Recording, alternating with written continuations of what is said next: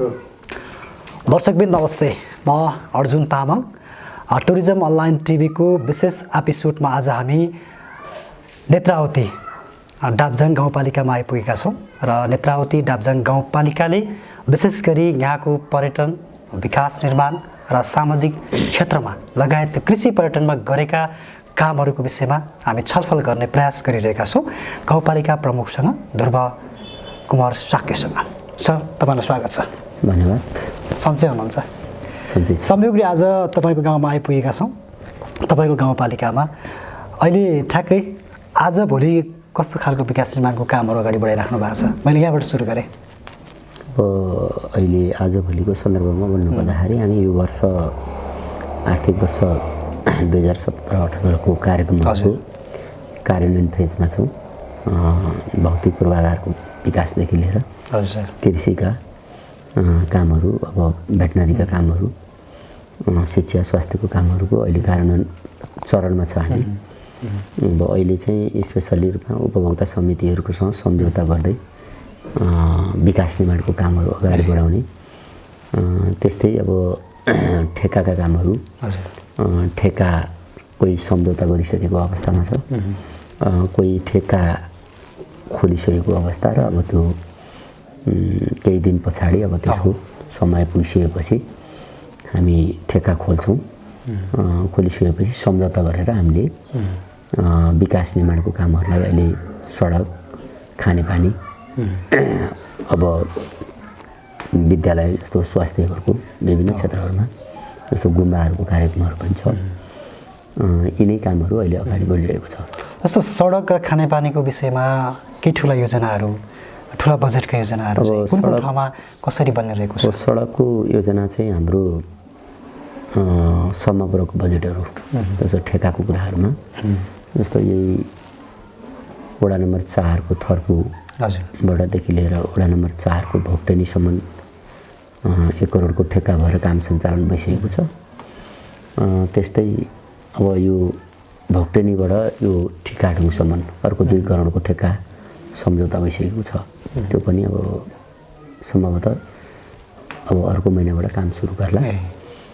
त्यस्तै गत वर्ष हामीले ठेक्का गरेको कामहरूमा ताङजो मानेबाट मारपाक जाने बाटोहरूको स्तर उन्नति, प्लस अब त्यसमा ग्राभेलको कामहरू अगाडि बढिरहेको छ। त्यस्तै चरङ्गेबाट बेतेनी, माओद, पोल्चेत, लामीडाँडा, नेमारचोक सडक, त्यो पनि काम भइरहेको छ। त्यसमा अहिले कटिङको काम भइरहेछ। खानेपानीको हकमा अहिले हाम्रा वडा नम्बर 4 मा हामीले 2.5 करोडको ठेक्का ओपन गरिसकेको छ। त्यसलाई अब सम्झौता प्रक्रियामा छन् र 5 नम्बर वडामा 80 लाखको खानेपानीको पनि त्यसको ठेक्का सूचना निकालिसकेको छ। त्यस्तै सडकको घरमा टोड्के भन्ज्याङ, पुजारी डाँडा, पुरानछाप, बेलडाँडा, भारेमुरुङ सडकको 2 करोडको ठेक्का ओपन भइसकेको छ। त्यसको पनि अब केही समयपछि त्यो समयावधि सकिसकेपछि त्यसलाई आश्रयपत्र दिएर सम्झौता गरेर अगाडि बढ्ने कुराहरू छन्। र स्पेसल्ली रूपमा हाम्रो गाउँपालिकाले अहिले खानेपानीको हकमा जस्तो यही सेमजुङमा पनि परदेशबाट खानेपानी 40 लाख रुपियाँको खानेपानी चौतारामा 1 घर 1 धारको कार्यक्रमहरू अगाडि बढ्दैछ। त्यस्तै हाम्रो गाउँपालिका केन्द्रबाट तल एउटा हर्बली लिफ्ट सिँचाइ भन्ने खानेपानी, त्यो पनि सङ्घले त्यो काम गर्दैछ। त्यस्तै अरू ठाउँमा पनि गाउँपालिकाले हालेका खानेपानीहरू अगाडि बढिरहेको छ। जस्तो मारपाकमा रामचे खानेपानी, बोराङतिर केरागारी खानेपानी, जामुने खानेपानीहरूको कामहरू अगाडि बढेको छ। निमारचोकमा पनि गत वर्ष हालेको बजेट पनि कार्यान्वयन हुने चरणमा छ र यो वर्ष पनि परेको छ खानेपानीको हकमा। त्यसरी हाम्रो अहिले 1 घर 1 धाराको खानेपानी, जस्तो बाहुन गाउँ वडा नम्बर 5 को बाहुन गाउँमा चाहिँ 24 घरको 1 घर 1 धारा खानेपानी सम्पन्न भइसकेको छ। र अनि वडा नम्बर 1 को धारापानीमा पनि लगभग त्यहाँ 20-22 घर, त्यहाँ पनि 1 घर 1 धारा खानेपानी सम्पन्न भएको छ। र अरू चाहिँ अहिले कार्यान्वयनको चरणमा छ र लगभग हाम्रो गाउँपालिकामा 3800 घरधुरीमा अब यो वर्षको खानेपानीले लगभग 90% घरहरूमा हाम्रो खानेपानी पुग्छ।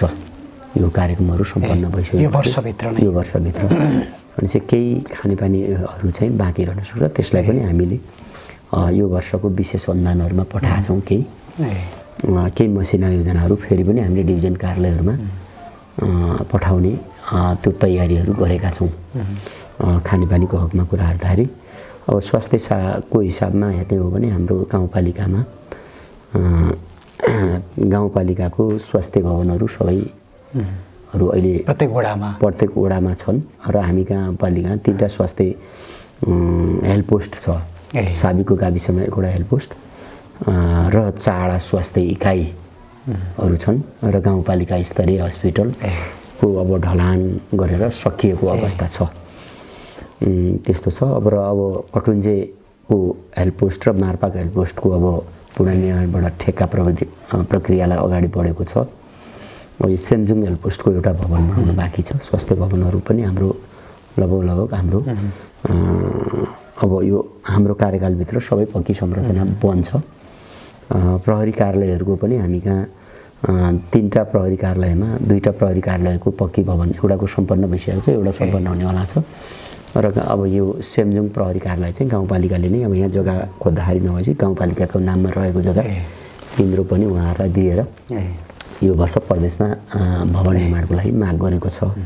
र हाम्रो गाउँपालिकामा अहिले एउटा आयुर्वेद केन्द्र पनि अब केही दिनपछि हामी कहाँ परेको छ। केही दिनपछि हाम्रो यो ताङ्जामाने भन्ने ठाउँमा आयुर्वेद केन्द्र पनि सञ्चालन हुँदैछ। स्वास्थ्यको हकमा त्यस्तो छ। विद्यालयको अब शिक्षाको हकमा भन्नुपर्दाखेरि हामीले हाम्रो गाउँपालिका अहिले MGML सिस्टम भनेपछि मल्टिग्रेड मल्टिलेभल बहुकक्षा बहुशिक्षण विधिको कुराहरू हाम्रो टोटल्ली विद्यालयहरूमा हाम्रो विद्यालय कार्यान्वयन भइसकेको छ। किनभने अब अरू धादिङको अरू गाउँपालिकाहरूमा पनि केही गाउँपालिकामा लागू भएको छ, तर सबै विद्यालयहरूमा लागू भइसकेको छैन। हाम्रो यो मल्टिग्रेड मल्टिलेभल जुन एजुकेसन चाहिँ हाम्रो टोटल्ली विद्यालयहरूमा लागू भएको छ, कार्यान्वयन भइसकेको छ। र यस वर्ष हामीले केही सुरुवात चाहिँ विद्यालयहरूलाई एउटा स्मार्ट टिभीबाट बच्चाहरूलाई मसिनो पढाउने भनेर त्यो पनि सुरुवात प्रविधिसहितको गरेका छौँ। त्यसमा चाहिँ हाम्रो युथ फाउन्डेसन नेपालसँग हामीले समन्वय गरेका थियौँ। उहाँहरूको सहयोगमा त्यो कुराहरू भएको छ र केही पैसा गाउँपालिकाले पनि म्याचिङ गरेको छ। अब अरू सिपमूलक कुरा ट्रेनिङहरू पनि हामीले दिने भनेर अब जस्तो हामीले युथ फाउन्डेसन नेपालसँग पनि हामीले समन्वय गरिरहेको छ। अहिले कार्पेन्ट्रीहरूको ट्रेनिङ दिने, प्लम्बिङको ट्रेनिङ दिने भन्ने कुराहरू पनि रहेछ। सिटिभिटीले पनि हामीलाई ट्रेनिङको कुराहरू गरेको थियो, त्यो पनि माग गरेर पठाएको छ। प्रदेशलाई पनि हामीले त्यो माग गरेर पठाएका छौँ ट्रेनिङहरूको विषयमा। अब पर्यटनको क्षेत्रको हबमा भन्नु भन्दाखेरि हामी कहाँ बिन्दुकेश्वर महादेव स्थान त्यो एउटा तीर्थस्थल, धार्मिक तीर्थस्थल हो। धार्मिक रूपले पर्यटन क्षेत्रको रूपमा विकास गर्न सक्ने ठाउँ त्यो चाहिँ म आफू निर्वाचित भइसकेपछि पहिला एकदमै त्यहाँ जान कठिन थियो, बाटो समस्या थियो। अहिले हामीले पुरै सिमेन्टेड सिँढी बनाएर स्टेनलेस स्टिलको रेलिङहरू राखेर मन्दिरसँग जान पुग्ने बाटो र त्यहाँको मन्दिर अनि महादेव र पार्वतीको उसमा जाने चाहिँ हामीले एउटा वारिपारी गर्ने ट्रेल सहितको त्यो खालको कुरा गरेछ। त्यहाँ एउटा भजन कीर्तन गर्नु पऱ्यो भने त्यहाँ एउटा पूजापाठ गर्दाखेरि एउटा यस्तो एउटा हल जस्तो एउटा भवन पनि बनाएका छौँ। र अब बौद्ध धर्मावलम्बीहरू पनि भएको कारणले त्यसमा चाहिँ हामी एउटा छोटे पनि बनाएका छौँ। त्यही ठाउँमा बनाएको छ। र त्यो बाटो अलिक साँग्रो थियो, मोटर बाटो माथि जाने, त्यसलाई पनि स्तर उन्नति गर्ने कुराहरू हामीले गरेका छौँ। त्यसको उसमा जस्तो अब वागरादेखि ताङ्जोमानेसम्म पदमार्गको कुराहरूको हामीले DPR गरिसकेका छौँ। त्यसमा माथि एउटा गुम्बा र त्यो सिङ्लाको डाँडामा हामीले 25 फिट हाइटको एउटा बुद्धको मूर्ति बनाउने भनेर त्यो खालको DPR गरेको छ। तर त्यसलाई काम हुन सकेको छैन बनाउने। तर यो वर्ष पर्यटन मन्त्रालयले मागे भएर त्यो काम गर्ने भनेर हामीले पठाएका छौँ। गाउँपालिकाले पनि केही म्याचिङ गर्ने त्यो हिसाबले पठाएका छौँ। र अब डबजुङ दरबारको संरक्षण गाउँपालिकाले केही गर्यो यो वर्ष पनि 8-10 लाख रुपियाँ पैसा सङ्घबाट परेको छ त्यहाँ केही गर्ने भन्ने कुराहरू छ अनि त्यस्तै गरेर हेरा ताल छ यो जुन टिकाढुङबाट माथि लाग्ने डबजुङ दरबारमै जाने बाटो छ त्यहाँनिर एउटा ताल छ त्यसको ताल छ त्यहाँ सानो होइन अब त्यो तालमा हामीले त्यहाँ यसो गएर प्रत्यक्षालय जस्तो गएर यसो बस्ने रेस्ट गर्ने त्यस्तो ठाउँहरू बनाएको छौँ त्यस्तै पिकनिक स्पटको रूपमा हामीले वागरामाई हामीले पिकनिक स्पटहरू बनाएको छ जस्तो त्यहाँ भनौँ ट्रस्टहरूको भवनहरू बनाएको छौँ र त्यहाँ खानेपानी थिएन खानेपानी पनि हामीले गाउँपालिकाले लगेर खानेपानी पनि व्यवस्थापन गरेका छौँ पर्यटनको क्षेत्रमा जस्तो हामीले भ्युटारहरूको 3टा भ्युटारहरूको डिपिआर गऱ्यौँ कुन ठाउँ भन्दैछ भ्युटार भन्दाखेरि अब यो एउटा यही दबजुङ दरबारको माथि एउटा यो चिलिमथुङ्गे तर एउटा महावीरचुली भन्ने ठाउँमा 3 ठाउँमा तर पछि भ्युटावर चाहिँ हामीले पछि प्रदेशमा पनि एकपल्ट कुराकानी गऱ्यौँ अब नेपालको डाँडा नै भ्युटाहरू हो तपाईँले भ्युटाहरू त्यति लगानी नगर्नुहोस् बरु अरू संरचनाहरू निर्माण गर्नुहोस् भनेर त्यसलाई चाहिँ हामीले टिपिआर भएर पनि त्यो कारणले गर्दाखेरि हामीले चाहिँ त्यसलाई भ्युटारहरूलाई अगाडि बढाएको चाहिँ छैनौँ यो अवस्थामा हाम्रो जुन पर्यटक क्षेत्रको कुराहरू छ कृषिमा पनि हामीले गाउँपालिकाले जस्तो मैले अलिकतिहरूलाई रोकेँ जस्तो पर्यटनकै सन्दर्भमा सेमजुङ घुम्न जाउँ भन्ने प्राय हामीलाई लाग्छ म आजभन्दा 7 वर्ष अगाडि यो ठाउँमा आइपुगेको थिएँ र ट्याक्क आज फेरि आइपुगेँ जस्तो तपाईँको गाउँपालिका आउँदाखेरि मैले हेर्नै पर्ने जानै पर्ने पर्यटकलाई चाहिँ आह्वान भाइ मेरो गाउँपालिकामा यो छ तपाईँ हेर्न आउनुहोस् भन्ने अघि पनि तपाईँले त भन्नुभयो यद्यपि तर यो कुरा चाहिँ तपाईँ मेरो गाउँपालिका आइसकेपछि यो कुरा चाहिँ हेर्न छुटाउनुहोस् है भन्ने कुरा चाहिँ के छ त अब यस्तो छ अब हाम्रो गाउँपालिकामा अहिले अब भनौँ ऐतिहासिक एउटा वाइबा राजाहरूको दरबार डबजुङ दरबार त्यसको भग्नावशेषहरूको अलिकति केही संरक्षण गरेका छौँ त्यसको पुनर्निर्माण गर्न त बाँकी नै छ होइन अब त्यो किनभने त्यहाँ त्यति बेलाका भनौँ न राजाहरूले कुदेका ढुङ्गाहरूको यसो सामान्य मूर्तिहरू हामीले देख्यौँ एउटा त्यो ऐतिहासिक जुन वाइबा राजाहरूको दरबार तामाङ राजाहरूको दरबार डबजुङ दरबार रह्यो अर्को वागराहा जुन एउटा अलिकति रमणीय स्थल छ उत्तरको हिमालको दृश्यहरू पनि देख्ने त्यो पनि एउटा दोस्रो नवौता भनेर रामशरण महतले धेरै वर्ष अगाडि आएर त्यहाँ एउटा कार्यक्रम गर्दाखेरि गरेको र त्यहाँ कुन एउटा गुरुले जुन धर्मगुरुले त्यहाँ एउटा तपस्या गरे भन्ने कुरा पनि त्यो खालको कुराहरू सुनेका छौँ सिङ्लाको डाँडामा हामीले त्यो जस्तो बुद्धको एउटा स्ट्याचु बनाउने भन्ने कुराको सोच पनि राखेको हो तर त्यो काम हामी विभिन्न एउटा पूर्वाधारकै के विकासहरू बढी गर्नुपर्ने अहिले स्वास्थ्य शिक्षा सडक खानेपानी बत्ती यी कुराहरूले सबै कुरो हामीले किनभने त्यसलाई एउटा डिपिआर गरेर चाहिँ हामीले कम्प्लिट गरेका छौँ त्यस्तै अब बिन्दुकेश्वर महादेव स्थानको जुन एउटा मन्दिर छ त्यहाँ त्यो चाहिँ चैत महिना र कार्तिक महिनाभरि नै यो 2टा महिना चाहिँ पुरै मेला लाग्ने जस्तै त्यहाँ नुहाउन जाने यस्तोहरूको छ एउटा त्यो हिन्दूहरूले आस्था राख्ने हिन्दू धर्मावलम्बीहरूको लागि चाहिँ त्यो तीर्थस्थलको रूपमा रहेको छ अब जस्तो वागामा पनि हाम्रो एउटा जुन अहिले केही छुर्तेनहरू बनेको छन् त्यहाँ हामीले 108 छुर्तेन बनाउने भन्ने त्यसमा डिपिआरमा छ तर उहाँहरूले बनाएको 8 छुर्तेनहरू चाहिँ त्यहाँ पनि चैतीहरू छन् डुफाङमा त्यो अब डुफाङको पनि गुम्बाहरू पनि यो भूकम्पको कारणले गर्दाखेरि सकिएको छ त्यसलाई पनि हामीले बनाउनु पर्छ भने पुनर्निर्माणहरूमा पेश चाहिँ गरेका छौँ तर हाम्रो गाउँपालिकाभित्र 22वटा चाहिँ दर्ता भएको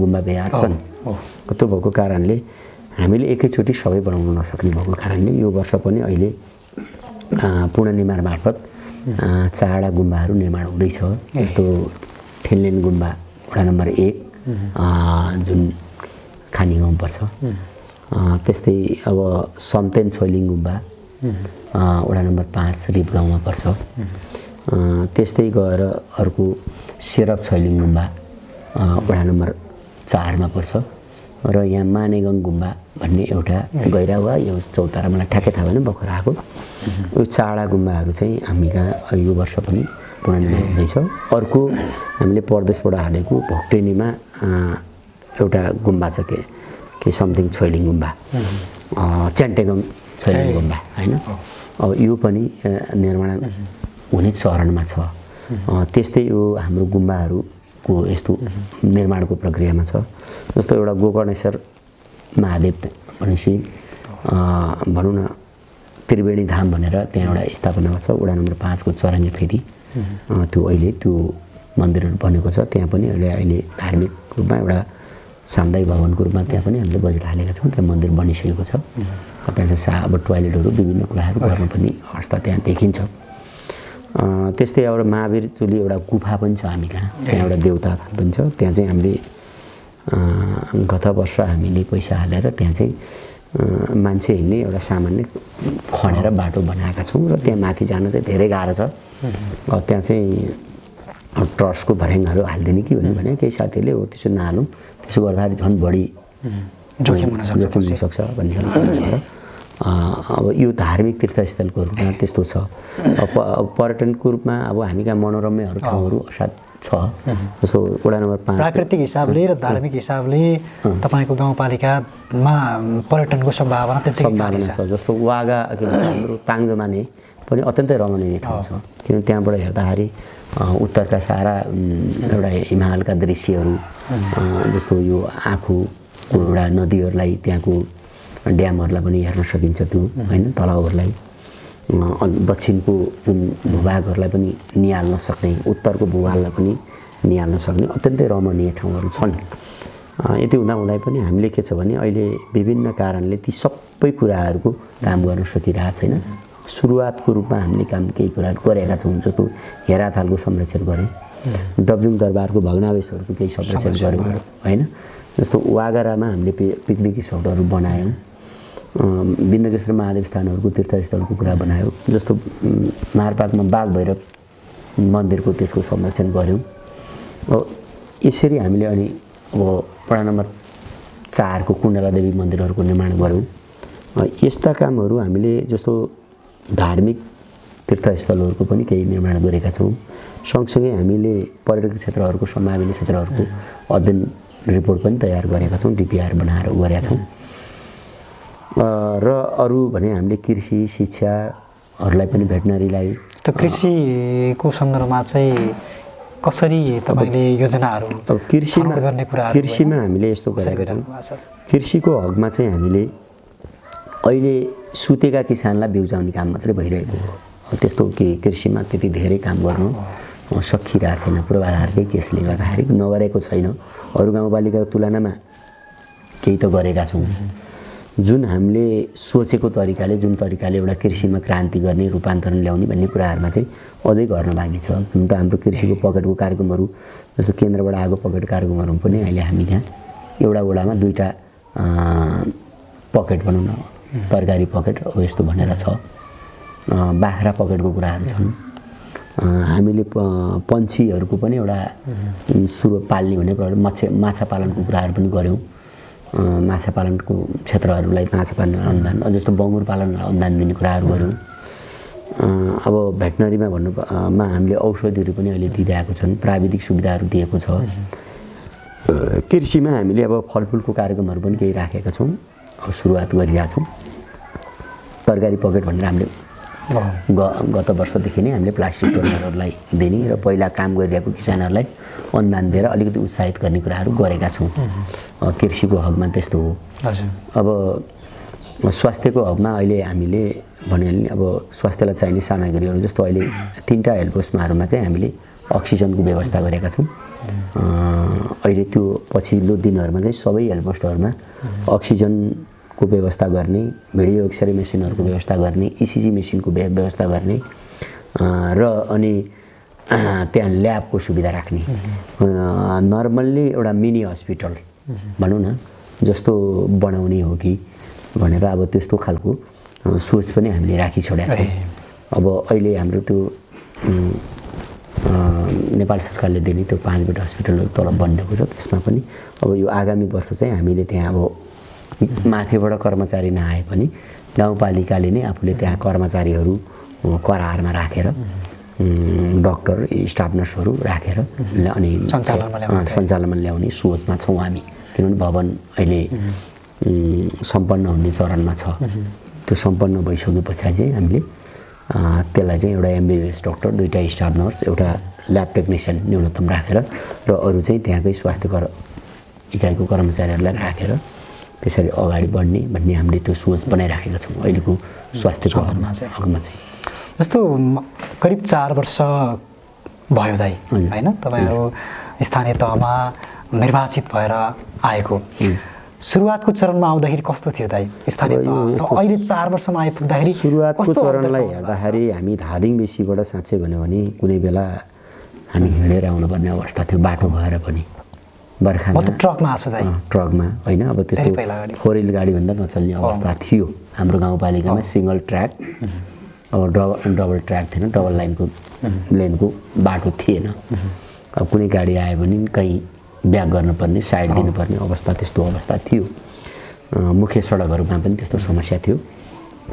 अहिले हामी आइसकेपछि सडकको हकमा अब हुन त यो सडक भन्ने चाहिँ लामो समय लाग्दैछ यसको स्तर उन्नति गर्न, किनभने यसपालि कटिङ गऱ्यो, बर्खामा झर्छ, फेरि सफा गऱ्यो अनि कहाँ बत्किन्छ, फेरि त्यसो 17जना बनाउँदै जाँदाखेरि टाइम लाग्दो रहेछ।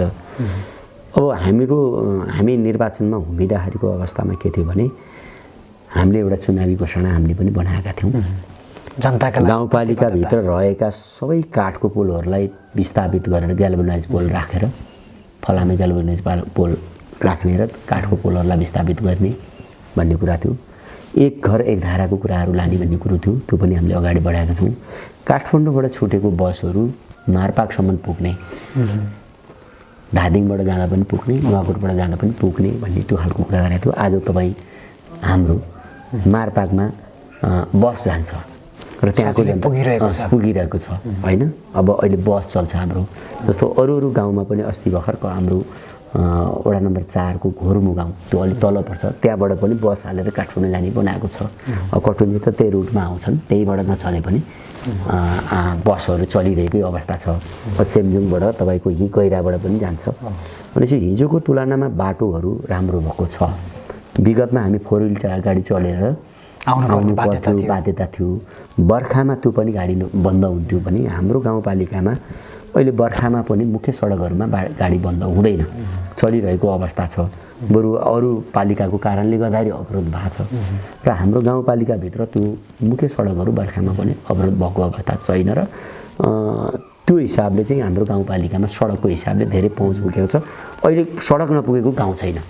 प्रत्येक वडामा सडक सञ्जाल जोडिएको छ। सडक नपुगेको गाउँ छैन होइन, प्रत्येक गाउँमा सडक पुगेको छ। कहिले पक्की होला त दाइ? अब यो पक्की हुने कुराहरू चाहिँ अब यस्तो छ, तपाईँको कार्यकालमा त यो वर्ष अब डोलीले अब हामीले यो के छ भने गाउँपालिकाको केन्द्रसम्म चाहिँ कालोपत्रे सडक लानुपर्छ भनेर यसपालि मैले गत वर्ष पनि राखेको थिएँ। सङ्घले म्याचिङ नगरिदिएको कारणले हामीले त्यो सुरु गर्न सकेनौँ।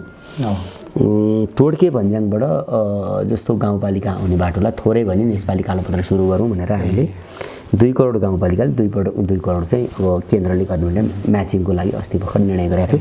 अब पठाउने म्याद भोलिसम्म अन्त्य हो होइन, लास्ट भोलिसम्म इन्ट्री हुन्छ, अनलाइन इन्ट्री हुनुपर्छ। तर अनि ठ्याक्कै त्यसको बिचमा हामी कहाँ के आयो भने डोलीले गाउँपालिकाको केन्द्रसम्म जाने बाटो चाहिँ हामी गर्ने भन्ने खालको पत्र आइसकेपछि हिजो मात्रै हामीले फेरि त्यसलाई अर्को ठाउँमा डाइभर्ट गरेका छौँ। त्यो अब मलाई आशा छ अब डोलीले त्यो पत्र पठाएको कारणले यो आउने वर्ष चाहिँ उनीहरूले कालोपत्रको लागि कार्यक्रम अगाडि बढाउला भन्ने आशा गरेका छौँ। अब अहिले ग्राभेलको कामहरू चाहिँ हामी यहाँ बढिरहेको छ। जस्तो अब यही बाटो पनि ग्राभेलको लागि अगाडि बढिरहेको छ। यहाँबाट उता तपाईँको कटुन्जेको अर्को एउटा सडक पनि ग्राभेलको रूपमा अगाडि बढिरहेको छ। अब केही भागहरू त ग्राभेल भइसकेको छ, ग्राभेलको काम पनि अगाडि बढेको छ र यसपालिको बजेटमा हामीले एउटा वडा एउटा ग्राभेल सडक भनेर पनि त्यो पनि अवधारणा ल्याएर हामीले म्याचिङको लागि प्रदेशमा पठाउने भनेर डिसिजन गरिसकेका छौँ। प्रत्येक वडामा एउटा बाटो चाहिँ ग्राभेल पनि गरौँ। कालोपत्र त त्यो अहिले सम्भावना नहोला धेरै, किनभने गाउँपालिकाको बजेटले टोटली कालोपत्र गर्न अलिक गाह्रो पनि छ। प्रयास जारी छ। अब सडकको कुरा केसमा यो खालको हामीले प्रोसेसिङ गरिरहेका छौँ। केही ठाउँमा मैले अब मोटराइबलको पुलको लागि पनि मैले माथि डकुमेन्टहरू पेस गरेको छु राष्ट्रिय योजना आयोगमा। राष्ट्रिय योजनाको उपाध्यक्ष ज्यूसँग मेरो कुराकानी भएको थियो। भएपछि सम्भावना यस्तो यहाँबाट हाल्न नि सकिन्छ एउटा दुईवटा लिएर आउनुहोस् न भन्ने खालको कुराहरू हामीले त्यहाँ गरेका छौँ। मध्यपाडी लोकमा आएर अलिकति अल्मलिएको अवस्था छ। अब त्यो अहिले पनि अब यो सरकार केन्द्र सरकारमा अलिअलि समस्या आएको कारणले तुरुन्तै टुङ्गिनेवाला थियो। मैले अस्ति हिजो फोन गर्दाखेरि छलफल भइरहेको छ, हामी टुङ्ग्याउँछौँ भन्ने खालको कुराहरू आएको छ। जस्तो स्थानीय तहमा देखिने सरकार तपाईँ नै हो होइन, अगाडि देखिने। जस्तो प्रदेश र सङ्घसँग सहकार्य गर्न चाहिँ कतिको सहज, कतिको असहज, कस्तो महसुस छ दाइलाई? यस्तो छ, सहकार्य गर्ने कुराहरूमा अब हामीले सिस्टमले गर्ने हो। कतिपय कुराहरू माग गर्ने कुराहरू, केही कुराहरू व्यक्तिगत कुरा एउटा किसिमको रिलेसनले पनि फरक चाहिँ पार्छ। किनभने म धेरै कुद्छु पनि, जान्छु। तपाईँको कति जति पनि अब तपाईँको यो गत वर्षको अभ्यासलाई हेर्ने हो भने धादिङ जिल्लाको 13वटा पालिकामा सबैभन्दा बढी विशेष अनुदान दिने पालिका हाम्रो पालिका होइन। त्यो मैले त्यो पक्कै त्यो पहल गरेर नै आयो, त्यतिकै त आउँदैन। तपाईँको एक्सर्साइजकै नतिजा हो त्यो, नतिजा हो होइन। त्यसरी अब हामीले म्याचिङमा पनि हामीले धेरै काम गरेका छौँ। जस्तो प्रदेशमा मैले जति पनि पठाएको छु प्रत्येक म्याचिङको कामहरू भइरहेछ। जस्तो अहिले जति पनि सडकको कामहरू लगभग हामी कहाँ 1 करोडको तपाईँ वडा नम्बर 1बाट म्याचिङको काम भइरहेछ। 2 करोडको तपाईँको उसमा वडा नम्बर 5मै म्याचिङको काम भइरहेछ। अर्को 2 करोड गत वर्ष गरेको 2 करोड यो एउटा भयो। अर्को तलको एउटा 2बाट र 5बाट सुरु हुने त्यो पनि म्याचिङको काम भइरहेछ। अहिले यो 3 करोडको काम पनि हाम्रो म्याचिङको काम भइरहेछ होइन। त्यस कारणले हामीले गाउँपालिकाले त्यो म्याचिङमा पनि अब धेरै कामहरू धेरै अगाडि बढाएको छ। यो वर्ष पनि म्याचिङमा गयो। किन सुरुको वर्ष चाहिँ हामीले अलिकति म्याचिङको कुराहरू फर्स्ट इयर हामी पनि अब त्यति नभएको कारण प्रदेश सरकारले पनि त्यो अवधारणा ल्याएको थिएन, केन्द्रीय सरकारले पनि ल्याएको थिएन। त्यो पछिल्लो वर्षबाट त हामीले हरेक वर्ष म्याचिङको काम अहिले सहज भएको छ। मैले व्यक्तिगत रूपमा भने त्यहाँको मन्त्रीज्यूहरूसँग त्यहाँको सबैसँग मेरो भनौँ न डिलिङ गरेको कारण चाहिँ भनौँ बढी जाने आउन जाने गरेपछि अलिक चिन्जानुको कारण पनि मैले त्यो कार्यक्रमहरू भइरहेको छ। अब यो वर्ष पनि मलाई आशा छ हुन्छ। जस्तो अब त्यो प्रदेश गाउँपालिका स्तरीय हस्पिटल पनि हामीले सुरुमै पार्यौँ। त्यो त किनभने लबिङ नै हो, पार्न त त्यो थोरै कोटा थियो, अन्त नि जान सक्थ्यो होला। जसले बढी लबिङ गर्यो उतै पर्ने हो। जस्तो 1 विद्यालय 1 नर्सको कार्यक्रमहरू पनि हामी कहाँ भइरहेको छ, त्यो लबिङकै कारणले भइरहेको छ कतिपय कुराहरू। जस्तो एनजिओ आइएनजिओबाट पनि मैले थुप्रै काम गराएको छु। जस्तो खानेपानीको कामहरू कटुन्जेमा डिप बोरिङको खानेपानी जस्तो 95 लाख रुपियाँ हामी गाउँपालिका र प्रदेशले गऱ्यो भने अब झन्डै 60 लाख रुपियाँको पैसाको काम चाहिँ हामीले एनजिओबाट गरायौँ। त्यो तपाईँको सफलता हो। सफलता तपाईँको। अब त्यही भएर अब यहाँ विभिन्न ठाउँमा यही खानेपानीहरूमा पनि हामीले विभिन्न एनजिओ आइएनजिओहरूलाई गराएको छ। रेड क्रसबाट गरायौँ, मैले टुगेदर फरबाट गरायौँ, तपाईँ एक्सन नेपालबाट गरायौँ, इपिएफ नेपालबाट गराएँ। अब त्यो सबै विभिन्न कतिपय एनजिओ गाउँपालिकामा फेरि एनजिओलाई काम गर्न अप्ठ्यारो भनेर अब हामीले चाहिँ के छ भने वेलकम गरेर आउनुहोस् गाउँपालिकाको नम्सभित्र बसेर काम गर्नुहोस् भन्दाखेरि त्यो कारणले जस्तो खानेपानीमा धेरै विकास हुनुको कारण चाहिँ एउटा भनौँ न धेरै गाउँपालिकाहरूमा मैले अस्ति खनेवासमा गयो, झन्डै बजेट त उस्तै आउँछ होइन। अब त खनेवासमा मैले यसो हेर्दै जाँदाखेरि त्यहाँ न खानेपानीको पनि राम्रो व्यवस्था देखेन, विद्युत नपुगेको अवस्थामा देखिए। जस्तो हाम्रो गाउँपालिकामा टोटली भन्यो भने अब सबै वडाहरूमा हामीले फलामे पोलहरू पुर्याएको छ। केही भागहरूमा अब जस्तो बत्ती बाल्न बाँकी छ, त्यो त कोभिडकै कारणले गत वर्ष कार्यान्वयन हुने बजेट परेको काम भएन। र अब यो वर्ष अब मैले हिजो मात्रै मेरो विद्युत प्राधिकरण कार्यालयसँग कुरा भएको छ, ठेक्काको प्रक्रिया अगाडि बढाएको छ। अध्यक्षज्यू भन्नुभएको छ अब हाम्रो पालामा सबै घरमा बत्ती बाल्ने र सबै घरमा पानी पुर्याउने, धारा पुग्ने, धारासँगै पानी पुग्ने, धारा मात्र होइन पानी सहित पुग्ने गरेर त्यो अभियानमा हामी लागेका छौँ। मलाई लाग्छ त्यो हामी म पुरा गरेर छोड्छौँ। तपाईँको अभियानको लागि शुभकामना छ। अन्तमा म तपाईँसँग दुईवटा प्रश्न गर्छु। जस्तो तपाईँले प्रतिबद्धता गरेको त्यो प्रतिबद्धता पत्रसँगै टेकेर हेर्दाखेरि तपाईँ कतिको सन्तुष्ट हुनुहुन्छ 4 वर्षमा? अहिले म एकदम सन्तुष्ट छु। जुन खालको मैले प्रतिबद्धता, 1 नम्बर कुरो हामीले हाम्रो प्रतिबद्धता भने घोषणापत्र हो। घोषणापत्र बमोजिम हामीले एउटा नीति तथा कार्यक्रम बनायौँ र अनि त्यसको त्यो अनुरूपले हामीले बजेट छुट्यायौँ। त्यो कारणले हामीले घोषणापत्रलाई फलोअप गरे भएको कारणले धेरै जस्तो हामीले सबै ठाउँमा हामी काठको पोल मुक्त गर्छौँ भने त्यो मुक्त भएको छ। 1 घर 1 धारा खानेपानी पुर्याउँछौँ भने त्यो कामहरू कार्यान्वयनमा गएको छ। जस्तो हस्पिटलहरूलाई अलिकति स्तरीय बनाउँथ्यौँ भने हामीले अहिले हाम्रो गाउँपालिकामा एउटा ल्याब पनि छ, एउटा त्यसमा ल्याबसहितको छ। अब त्यो भएको कारणले अब फ्युचरमा मैले भने अब कति अब समयले साथ दिन्छ। हजुर हुन त मेरो त एउटा 1 वर्ष हो मेरो कार्यकाल, तैपनि लक्ष्य अनुरूप फलोअप गरेको छु, म सन्तुष्ट छु। तर मलाई के सेटिस्फाई भन्नुदेखि आजसम्म गाउँपालिकाको अध्यक्षले काम गरेन, झुट बोल्यो, जनताको त्यो गुनासो छैन। किनभने मलाई होला अब एकाध कार्यकर्ताहरूले मलाई कुनै पनि व्यक्तिहरू भेटेको छैन। अब व्यक्तिगतमा मलाई मेरो व्यक्तिगत काम यो भएन भन्ने कुरा चाहिँ अर्को काँडो रह्यो।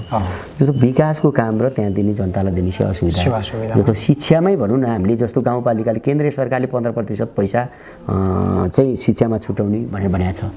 जस्तो वित्तीय समानीकरणबाट आएको पैसा 15% होइन, हामीले झन्डै 20% पैसा शिक्षामा खर्च गरेको छ। किनभने धादिङ जिल्लामा म्याक्सिमम शिक्षामा पैसा खर्च गर्ने गाउँपालिका बजेट अनुसार हामी हो। त्यसलाई उ गरे होइन। तपाईँ एउटा कुरो के छ भने विद्यालयमा गएर हेर्न सक्नुहुन्छ तपाईँहरूले। हामीले पढ्ने सबै विद्यालयहरूलाई हामीले MGML सिस्टममा ढालेका छौँ, स्मार्ट टिभीहरूको वितरण गरेका छौँ। र विद्यालयमा जस्तो हाई स्कुलहरूमा त हामीले के छ भने केन्द्रबाट पारौँ, जहाँबाट पारे पनि हामीले साइन्स ल्याबहरूको कुराहरू गरेका छौँ होइन। कम्प्युटर ल्याबका कुराहरू छ सबै विद्यालयहरूमा, हाम्रो सबै विद्यालयहरूमा कम्प्युटर ल्याब छ। अब साइन्स ल्याबको पनि लगभग यो वर्ष सकिन्छ होला। शौचालय निर्माणहरू गरेका छौँ, घेराबार गरेका छौँ।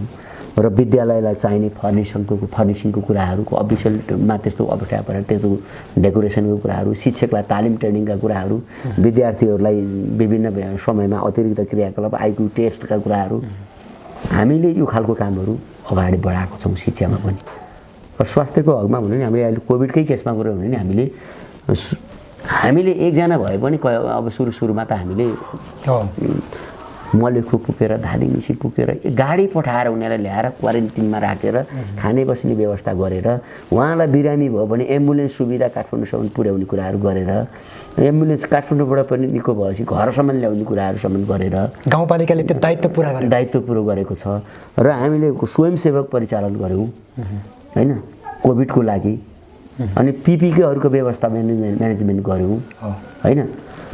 हामीले यी कुराहरू गऱ्यौँ। अहिले पनि केही अब त्यस्तो असाध्यै जटिल भयो भने हामीले कहाँ कतिपय बिरामीहरूको हामीले हस्पिटलसँग कोअर्डिनेट गरेर गाउँपालिकाले त्यो हस्पिटलमा त्यस्ता कमजोर मान्छेहरू अत्यन्तै त्यो एक्स्ट्रा खर्च लाग्यो त्यस्ताहरूको पनि हामीले खर्च बेहोर दिएको छौँ। भने चाहिँ हामीले दिन सक्ने कुराहरू, पब्लिकलाई दिन सक्ने कुराहरू चाहिँ हाम्रो गाउँपालिकाले कन्जुसाइ गरेको छैन। र हामीले नमुनाहरूमा एउटा कुरो हामीले यो कोभिड आइसकेपछि एउटा काम गऱ्यौँ, श्रममा आधारित राहतको कार्यक्रम। भनौँ त अब तपाईँ मिडियामा यो कुन नगरपालिकाले हामीले पहिलो गऱ्यो भने त्यो नगरपालिकाले त्यो फुक्ने भन्दा अगाडि हामीले कार्यक्रम गरिसकेका थियौँ। नेपाल सरकारले पनि त्यसलाई पछि गएर अर्थ मन्त्रालयले त्यसलाई फलोअप गर्यो कि किनभने अब राहत दिने कुराहरू चाहिँ जसले श्रम गर्छ त्यसलाई दिने भन्ने खालको कुराहरू जुन कुरा हामीले गरेको थियौँ त्यो अर्थ मन्त्रालयले पनि त्यो खालको पछि गएर फलोअप गर्यो कि भनेपछि विनर चाहिँ तपाईँ हुनु तपाईको। अब त्यसमा अनि हामीले अब श्रम बैङ्कको कुराहरू लिएर आए। जस्तो अध्यक्ष कामदारहरूको लागि हामीले चाहिँ श्रम बैङ्कको अवधारणाहरू लिएर आयौँ। हामीले श्रम बैङ्कमा भएका मान्छेहरूलाई ती पैसा राखेर बेला बेलामा उहाँहरूलाई त्यस्तो बेरोजगार मान्छेहरूलाई काम दिने, गाउँको अब बाटो गोरेटो बाटोहरू के बनाउनु पर्छ त्यस्तोमा काम लगाउने, मोटर बाटो मर्मत गर्ने, खानेपानीको धारा मर्मत गर्नुपर्ने, के गर्नुपर्ने त्यो कामहरूमा लगाएर हामीले त्यो एउटा किसिमको श्रम बैङ्कको पनि हामीले स्थापना गऱ्यौँ। श्रम बैङ्क अनुसार पनि हामीले काम गऱ्यौँ। तर हामीले अनि फेरि अब सिप भएका जो कोहीहरू छन् भनेदेखि अहिले हामी सुरुवात के गरौँ भनेदेखि कम्तीमा सहकारीसँग जोडिएर तपाईँ सहकारीको एउटा सेयर सदस्य होस्, उसको असल रेडी होस्, उसले समयमा ब्याज तिर्ने भने ऊ उद्यम गर्छ भनेदेखि गाउँपालिकाले केही पैसा दिने, केही पैसा सहकारीले दिएर त्यस्तो व्यवसाय गर्ने मान्छेहरूलाई पनि त्यो खालको कार्यक्रम पनि हामीले ल्याएका छौँ।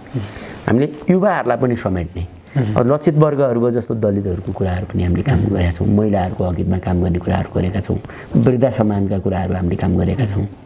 भनेपछि अहिले गाउँपालिकामा कतिपय यो जुन वृद्धहरूलाई आउन नसक्ने 80 वर्ष नागेका र जुन हिँड्न नसक्ने अशक्त बिरामीहरूको लागि चाहिँ हामीले गाउँपालिकाले यातायात खर्च दिने भन्ने डिसिजन पनि गरेका छौँ।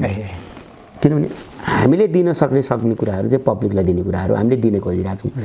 हामी आउनुभन्दा अगाडि तपाईँको स्वास्थ्य चौकीहरूमा सिटामल पनि त्यस्तो पर्याप्त नपाएको अवस्था छ, त्यो स्थिति थियो। तर अहिले सलाइन, तपाईँको भिटामिन, आइरन चक्कीहरू अनि भिकमलेस हामीले अब सुगर किटको सुगर टेस्ट पनि गराउँछौँ, एचआइभी टेस्ट हामी गराउँछौँ। अब भिडियो एक्सरे हामीले गराउँछौँ, किनभने एउटा घुम्ती गर्छौँ हामीले जुन प्रेग्नेन्ट महिलाहरूलाई राखेर। गाउँघर क्लिनिकका कुराहरू भवनहरू बनाएका छन्। सामुदायिक भवनहरू प्रशस्त बनाएको छ हामीले, किनभने कतिपय वडाहरूमा त तपाईँ एउटा टोल एउटा सामुदायिक भवन बनिसकेको अवस्थाहरू छ। कृषि सङ्कलन केन्द्रहरू बनायौँ। गर्न त हामीले थुप्रै काम गऱ्यौँ, तर पनि अझै मेरो दृष्टिकोणमा चाहिँ हामी 5 वर्षमा यो पर्याप्त होइन। मैले अहिले के भने चाहिँ मैले जुन सोचेको कामहरूमा 100मा 5% मात्रै काम भएको छ। अब धेरै कुराहरू गर्नु पाइन्छ। अब हामीले आगामी 5 वर्षमा यदि हामीले म आफू रिपिट भयो भने चाहिँ प्रत्येक एउटा जुन सुक्खा भूमिहरूलाई सिँचाइ गर्ने, वैकल्पिक सिँचाइ के हुनसक्छ, तपाईँ आकाशे पानी जमाएर हुन्छ, वा लिफ्ट सिँचाइ गरेर हुन्छ, वा कुलो खनेर लान सकिने हुन्छ, के अवस्था हुन्छ, प्रत्येक भूमिहरूलाई सिँचाइ गर्नुपर्छ। त्यो योजना पनि छ तपाईँ? त्यो पनि सोच छ। अब हाम्रो पानीको स्रोतहरूको संरक्षण गर्नलाई अर्को कुरोहरू के गर्नुपर्ने छ भने हाम्रो डाँडाहरूमा ठुल्ठुला एउटा मेसिन लगाएर पोखरी बनाएर त्यो पानी बर्खे पानी जमायो भने त्यसले दुईवटा काम हुन्छ। एउटा त्यो पानीले तलतिरको सुक्खा भूमिमा हिउँदे बाली लाउन सक्ने तरकारी खेती गर्न सकिन्छ। अर्को त्यसको कारणले के छ भने हामी कहाँ वर्षात पनि बढ्ने सम्भावना हुन्छ र त्यसको कारणले गर्दा तलतिरको पानीको मुहानहरू त्यहाँबाट रिचार्ज हुन्छ। त्यसमा पानीको स्रोत पनि नघट्ने कुराहरू हुन्छ। ती कुराहरू अझै गर्न बाँकी छ हामीले। अब त्यस्तै गएर पछि गएर हामीले सडकको स्तर उन्नति भइसकेपछि प्रत्येक बजारहरूमा चाहिँ हामीले सडक लाइटहरूको, किनभने सौर्य लाइटहरू चाहिँ जोड्न पर्ने त्यस्तोहरू देखाएको छ। सार्वजनिक स्थानहरूमा सार्वजनिक शौचालयहरू निर्माण गर्नुपर्नेहरू छन्, किनभने कतिपय मानिसहरू अब तपाईँहरू भिजिटरहरू आउनुभयो, यहाँ चिनजान छैन, सबै ढोका लागेको छ, तपाईँलाई टोयलेट लाग्यो कहाँ जाने, तर यो एरियामा एउटा सार्वजनिक टोयलेट भयो भने तपाईँलाई सजिलो भयो। हामी त्यो कुराहरू पनि अवधारणाहरू पनि हामीले सोचिरहेछौँ। तर अहिले के छ भनेदेखि हामी कहाँ अथाह समस्या थिए, स्रोत त हामीसँग सीमित थियो नि त। त्यसकारण हामीले ती सबै कुरा गर्नलाई यो 5 वर्षको टाइम इनफ होइन। त्यही भएर किनभने हामी त्यस्तो अवस्थामा भने धादिङ बेसीबाट हिँडेर आउनु पर्थ्यो, 4 व्हिल गाडी चढ्नु पर्थ्यो। आज तपाईँ हामीले दसैँ मान्न आउँदाखेरि कुनै बेला हाम्रो साथीहरू आउँदाखेरि यहाँ ट्याक्सी लिएर आएको छ, स्कुटी चलेको छ अहिले गाउँमा, होइन? तपाईँहरूले देख्नुहुन्छ होइन, स्कुटी चलेको छ। विगतभन्दा धेरै भएको छ, तर म अझै पनि भन्छु 5% काम पनि भएन। यो सडकलाई भोलि कल्पना गरे अनुसार छैन, कालोपत्री गर्नुपर्ने बाँकी छ। विद्यालयलाई टोटल्ली प्रविधि मैत्री बनाउनु छ, किनभने सबै हामीले एउटा विद्यालयमा एउटा स्मार्ट टिभी दिएर सुरुवात गरेका छौँ, ओपनिङ गरेको।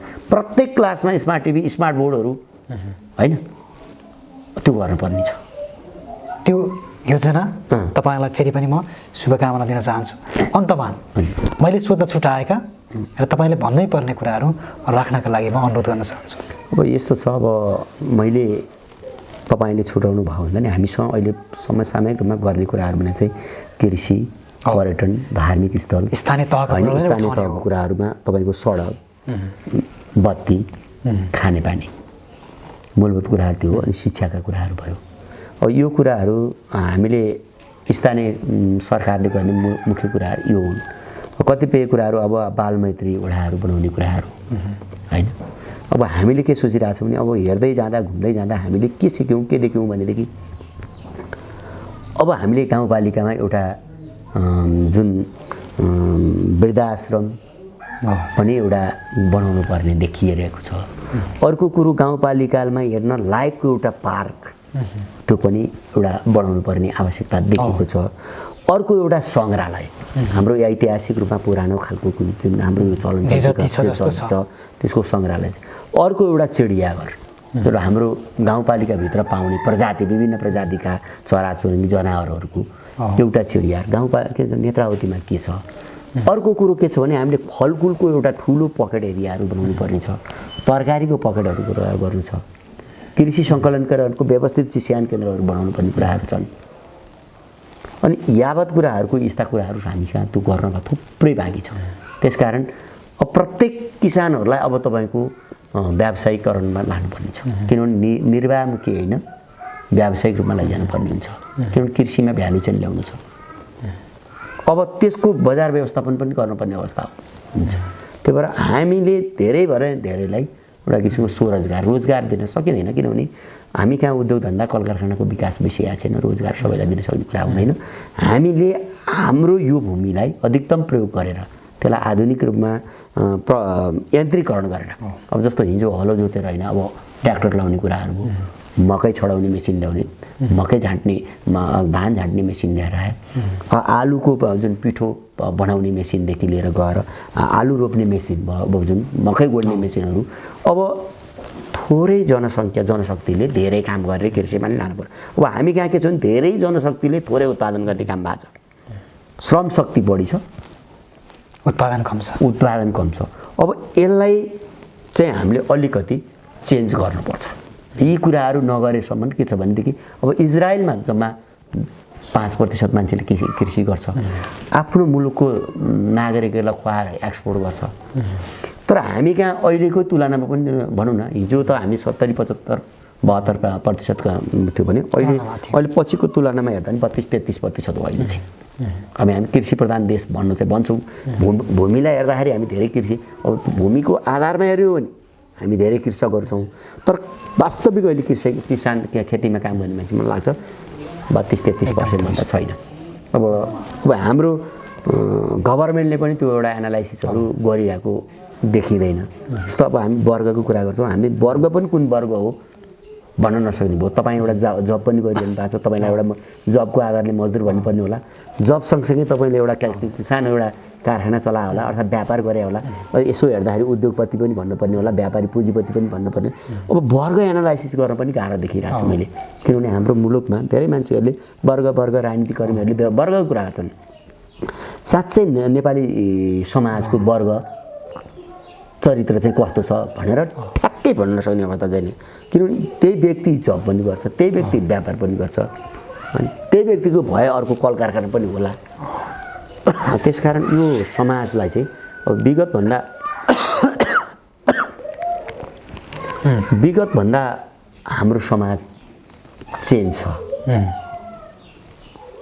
अब फरक छ किनभने कुन वर्ग भनेर अहिले वर्ग विश्लेषण गर्न पनि गाह्रो पर्ने अवस्था छ त्यसकारण बिस्तारै मानिसहरू व्यावसायिक बन्दै चाहिँ गएको छ तर यसलाई सफल व्यवसाय बनाउनु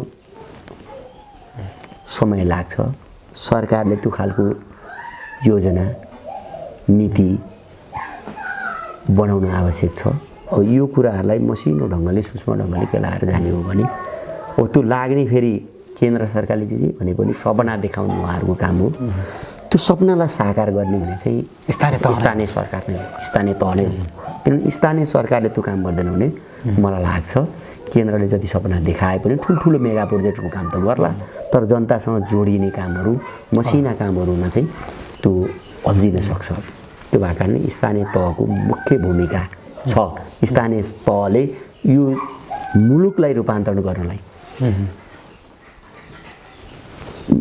यो मुलुकमा रहेका जुन एउटा विपन्न वर्गका नागरिकहरूको आर्थिक रूपमा समृद्धि विकास गर्नको निमित्त सबैलाई सुखी तुल्याउनुको निमित्त त्यो कार्यक्रम चाहिँ स्थानीय तहबाटै सुरु गर्नुपर्छ र कार्यक्रम पनि अब जस्तो केन्द्रले पनि जस्तो स्थानीय तहलाई त्यो खालको कार्यक्रम दिइसक्यो भने प्रभावकारी हुन्छ अहिले तपाईँहरूले सुन्नुभयो होला तपाईँहरू त मिडियाकर्मीहरू सङ्घले बजेटको कार्यान्वयन वर्षमा कति प्रतिशत गर्यो भन्ने कुरो सुन्नुभयो होला प्रदेशले कति प्रतिशत गर्यो भन्ने कुरा सुन्नुभयो होला प्रदेशको बजेट कति फ्रिज गए सङ्घको बजेट कति फ्रिज गयो तपाईँले सुन्नुभयो होला स्थानीय तहको बजेट फ्रिज गयो भनेको निकै कम छ कुनै कुनै गाउँपालिकाहरूमा अलिअलि भयो होला तर हाम्रो गाउँपालिकामा साँच्चै भन्यो भने 99%हरू हाम्रो कहाँ कार्यान्वयन भएको छ हामी कुनै पनि बजेटहरू हामी फ्रिज गर्दैनौँ हामीले यो वर्ष अब कोभिडको कारणले गर्दाखेरि हाम्रो टार्गेट भने चाहिँ चैत महिनाभरिमा सबै पूर्वाधारको काम सक्ने योजनाको काम सक्ने भनेर भनेका थियौँ तर पनि हामीलाई यो विश्वव्यापी कोभिडको महामारीको कारणले गर्दाखेरि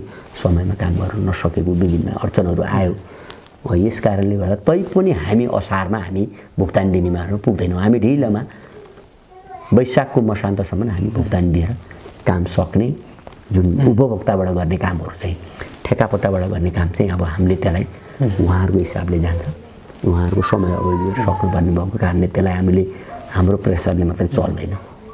त्यो भएको कारणले उपभोक्ता समितिले गर्ने काम चाहिँ हाम्रो गाउँपालिकाले मलाई यसपालि पनि आशा छ वैशाख मसान्तभित्र हामी सक्छौँ। हस्, थ्याङ्क यू। हस्, धन्यवाद।